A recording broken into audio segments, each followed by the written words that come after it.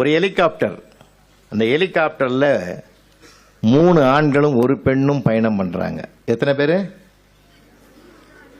3 ஆண்கள் 3 ஆண்கள் ஒரு பெண்ணு. ஹெலிகாப்டர் பைலட் அந்த ஹெலிகாப்டர் வேகமா வேலை கொண்டு போயிட்டு இருக்காரு. திடீர்னு பைலட் கத்துறாரு, ஹெலிகாப்டர்ல கோளாறு, ரொம்ப சிரமமா இருக்குது, நான் நூல் எண்ணியை விடுறேன், நீங்க 4 பேரும் போய் பிடிச்சிங்க, பாதுகாப்பா தொங்கிட்டே வருங்க, அப்படியே தரையில இறங்கிடுறேன், நீங்க சேஃப்டியா போயிடுங்கன்னாரு. நூல் எண்ணியை விட்டாச்சு. மலமலன்னு 3 ஆண்களும் பிடிச்சுக்கிட்டான். அந்த அம்மாவும் உடையாந்து பிடிச்சிக்கிச்சு. இப்ப டவுன்ல வருது. மறுபடியும் பைலட் கத்துறாரு, பிரச்சனை பெருசா போச்சு, வெயிட் தாங்கல, யாராவது ஒருத்தர் கீழே விழுந்து உயிர் தியாகம் பண்ணுங்க, அப்பதான் 4 பேராவது பழைக்கலான்னாரு. யாராவது உழுவானா?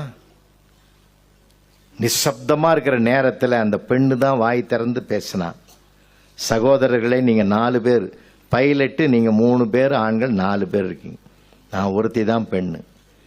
ஒரு பிரச்சனை, ஒரு துன்பம், துயரம் எதிர்கொண்டு வருகிறது என்றால் தாய் ஸ்தானத்தில் ஒரு பெண் உதவுவாள், இல்லைன்னா தாரம் மனைவி என்ற ஸ்தானத்தில் ஒரு பெண் உதவுவாள், இல்லைன்னா கூட பிறந்த சகோதரி என்ற ஸ்தானத்தில் உதவுவா.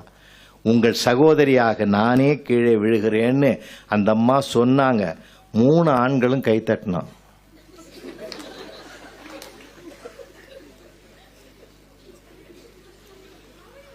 முடிஞ்சு போச்சா? நாங்க என்ன சொற்பொழிவா நடக்குது?